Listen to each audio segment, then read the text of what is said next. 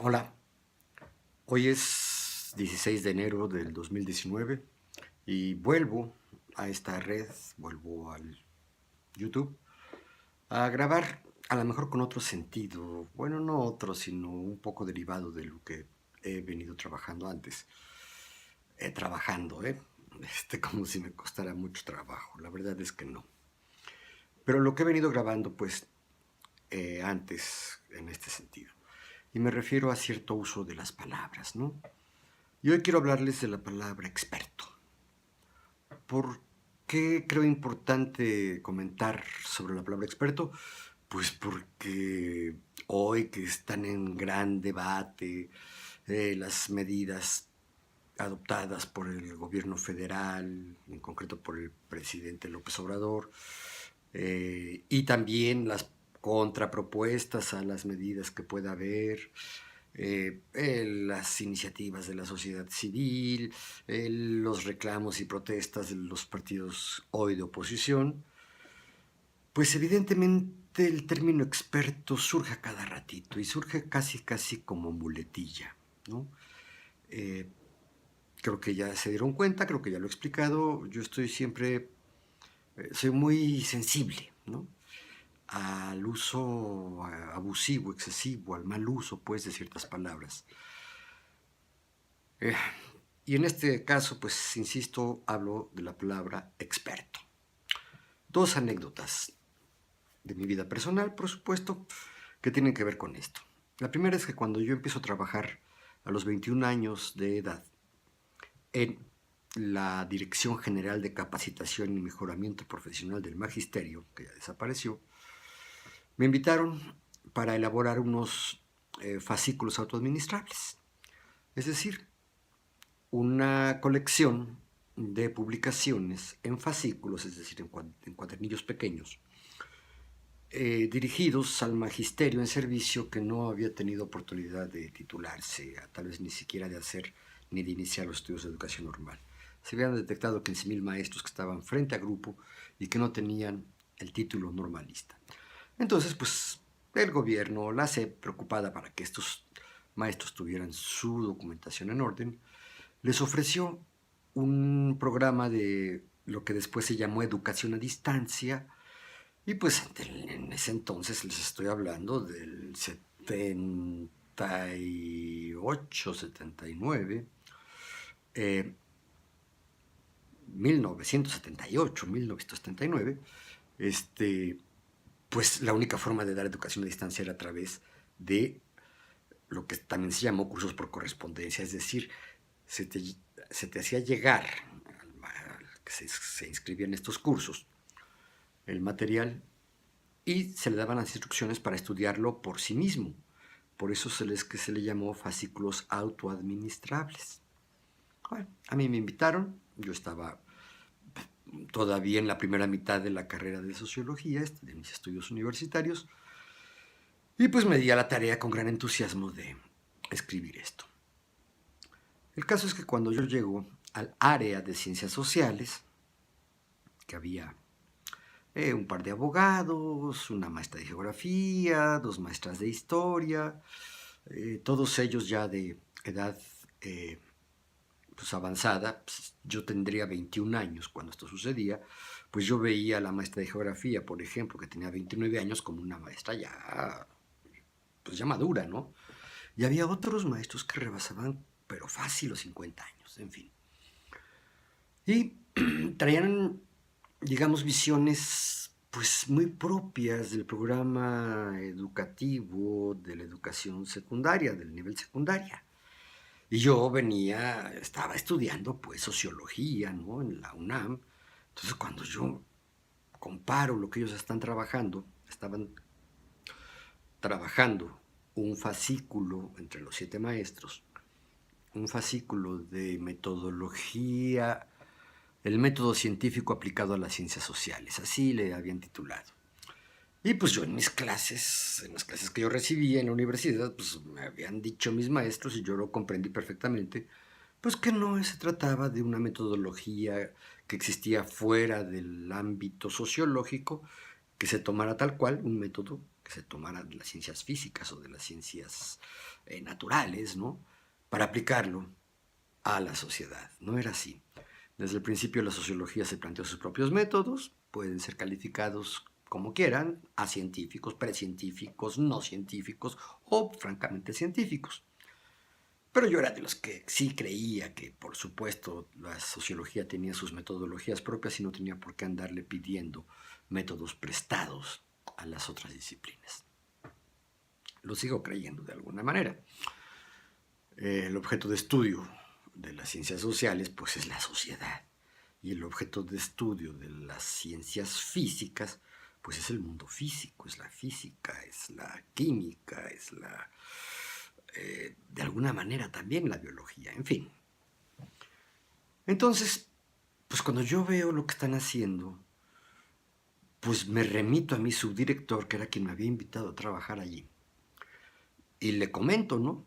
Digo, mire profesor, las cosas están así, tac, tac, tac, tac, tac. Aquí hay un problema, no, estos no son métodos aplicados a... están manejando un método de las ciencias sociales como si fuera un método de estudio, ¿no? Ustedes saben que hay cantidad de publicaciones que hablan del método para aprender, el método para estudiar. Creo que no es necesariamente un método científico, ¿no? Y en ese entonces esta discusión estaba muy, muy, muy incipiente. Y sí, había muchas personas que confundían los métodos de estudio o los métodos de investigación académica con los métodos de la investigación científica. Y la verdad es que no tienen mucho que ver. El subdirector fue muy sensible, me entendió y me pidió un dictamen. Hice un dictamen que no fue nada favorable para los maestros. Yo era rudo en mis escritos, en mis posturas. Y bueno, lo elaboro y lo presento, ¿no? Se lo presentó, por supuesto, a mi coordinadora, una abogada. Y bueno, la mujer, como dicen ahora, montó en pantera. Se transformó, se puso Hulk, estalló en una ira que yo no entendía. Decía, bueno, pero pues, ¿por qué se enoja, pues? Pues si yo lo que estoy haciendo es precisamente pues, mejorar su trabajo, ¿no? Y bueno, me regañó, ¿no? Me acusó, ahora sí que como dijo este amigo Gibran, no es mi amigo, pero es un tipo que yo he aprendido a admirar, este comentarista político, pues me juveneó, ¿no? Me juveneó. Me dijo, ¿qué edad tienes? 21 años, le dije yo. Pues yo tengo 27 años de dar clase. Cuando tengas por lo menos unos 5 años de antigüedad en el servicio educativo, hablamos. Y dije, pues maestra, independientemente de eso, pues aquí hay un dictamen, hay una razón. Pues vamos a verlo con el subdirector. Y créanme que me agarró de la manita, la muñeca pues, ¿no? ¿Sí? Y me llevó a la oficina del subdirector. Entramos y me acusa. Mire nada más, ¿no? Qué barbaridad, este muchacho, irrespetuoso, bla, bla, bla, bla. Entonces, a ver, déjenme ver. Entonces ya el subdirector lee mi dictamen.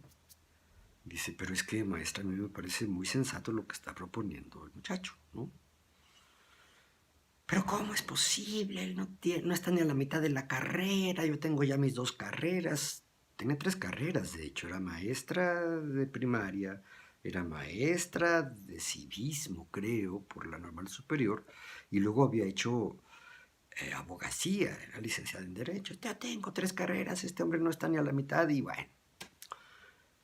Dice, pero ¿cómo es posible que este hombre niegue mi experiencia? ¿No? Entonces el subdirector, ya un poco desesperado también, le dice, mire maestra, es que hay 2 tipos de experiencia en la vida. Una experiencia es aquella que, pues, se comete un error y quien lo comete, pues, lo corrige, ¿no? O hace lo posible por corregir, reconoce su error y lo va reconociendo. Y a lo largo de la vida esto va constituyendo la experiencia, dice, pero hay otra experiencia, que es aquel que comete un error, que no se da cuenta o que no acepta haber cometido un error y sigue repitiendo errores, dice. ¿A cuál experiencia se refiere usted? La maestra entendió, yo no sé si haya reconocido que en su caso sí fue eh, el segundo tipo de experiencia que le decía el subdirector, no lo sé. Pero lo que sí es que sí le pegó al constatar, ¿no?, que lo que yo planteaba era más, por lo menos actualizado, ¿no? Y la verdad es que mejor escrito que lo que ella y su equipo habían pergeñado, ¿no? Convocó a una reunión, le dijo al subdirector, pues yo no acepto esto, yo pido que se presente el jefe del departamento editorial y que se presente el jefe del departamento del área de filosofía y el del área de ciencias naturales, y que lean el dictamen y que ellos opinen. Y si le dan la razón al joven, pues entonces que el joven haga el trabajo. Y así fue, ¿no? Hay muchos detalles ahí que a mí me vanagloriaban. Yo tenía 21 años, imagínense, ¿no? Y logré convencer a viejos maestros de que la postura era buena. Yo no era experto. La experta era ella. Los expertos era el subdirector. ¿Por qué? Porque habían tenido la experiencia de trabajar en ese ámbito con mucha mayor longitud, con mucha mayor largueza, digamos, durante más tiempo del que yo lo había hecho, ¿no? Yo era un simple estudiosito. Punto. Hasta ahí la primera anécdota. La segunda anécdota es que muchos años después, cuando empiezo a trabajar en la Escuela Normal de Especialización, yo había hecho reflexiones sobre el asunto de la integración social, y era esta idea de la integración social algo que se estaba poniendo de moda en la educación especial. Se estaba abordando la política de integración educativa que planteaba que todos los niños atípicos, los estudiantes atípicos, los alumnos atípicos o con atipicidad, se incorporaran a las escuelas regulares en la medida de lo posible. Y los que no lo pudieran hacer, pues seguirían en sus escuelas de educación especial. Pero ya había esta idea de, digamos, romper esta barrera que separa la educación regular de la educación especial. Cuando me entrevisto con el director, ya llegué yo con la plaza a ver al director para que me dijera qué grupos me iban a dar, etcétera, etcétera.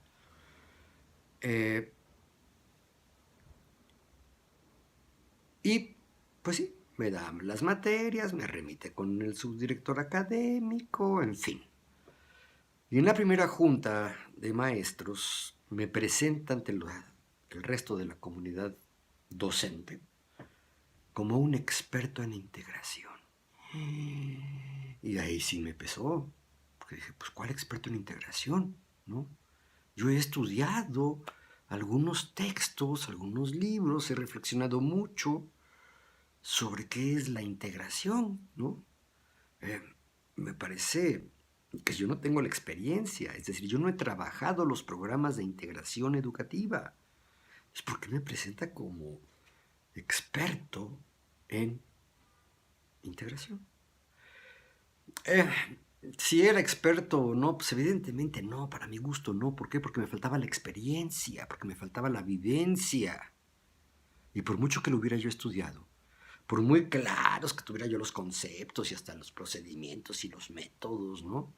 Yo no lo había vivido, ¿eh?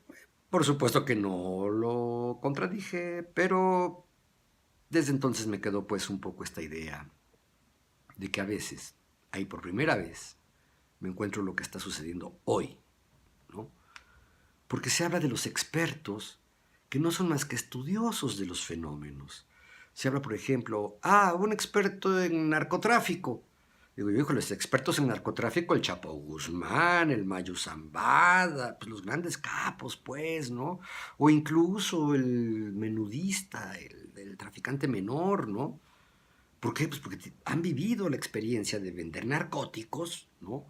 de traficar con narcóticos y por eso son expertos en narcotráfico. Los otros no lo son.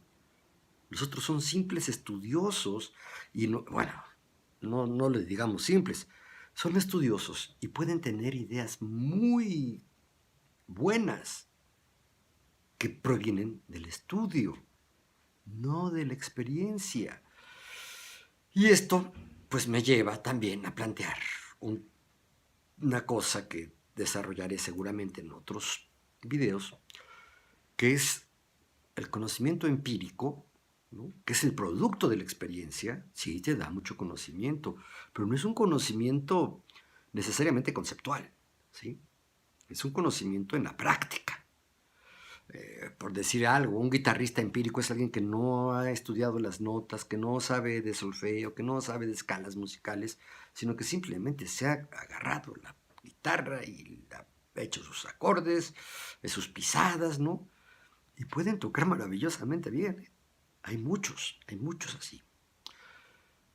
Pero bueno, una cosa es el conocimiento o el dominio de algo que te da la experiencia, eso es empírico, y lo otro es simplemente el conocimiento que procede del estudio, sí, de la investigación, más de corte académico, ¿no? Entonces, ahora que se habla y dicen, ay, es que tal medida no contó con la opinión de los expertos. Pues no, pues los expertos son a los que hay que acabar, por decir algo, el de huachicoleo, por ejemplo, ¿no? Esta maravillosa periodista que ha desentrañado estas porquerías que han hecho en el sector petrolero del país, pues evidentemente es experta en sus investigaciones, ¿no? Es experta en periodismo y particularmente sabe mucho del tema de la corrupción en el sector petrolero, pero no es una experta en la producción de petróleo, no es una experta en huachicoleo, no, ella es experta en la investigación periodística. Entonces alguien que tiene una voz autorizada porque sabe mucho del tema, porque lo ha estudiado, de pronto le empiezan a llamar experto. Y creo que por ahí por lo menos les hace falta decir experto en qué, ¿no? Es terrible, y ya se usa con mucha relajación cuando se habla del experto, por ejemplo, en homicidios, ¿no? Digo, híjole, pues los asesinos seriales, ¿no? Que les llaman, esos son los expertos en homicidios, pero que es experto en la investigación criminológica del homicidio, pues es eso, no es experto en homicidios, es experto en la investigación del homicidio. Llamémosle conocedor, llamémosle estudioso, ¿no? Pero bueno, creo que por ahí muchos de los periodistas siguen perdiendo la brújula en el uso del lenguaje y eso me parece preocupante. Pero bueno, aquí me ve muy poca gente, entiendo que esto no va a trascender más allá de los pocos que vean este video. En fin, yo lo quería hacer más corto, no salió. Nos vemos.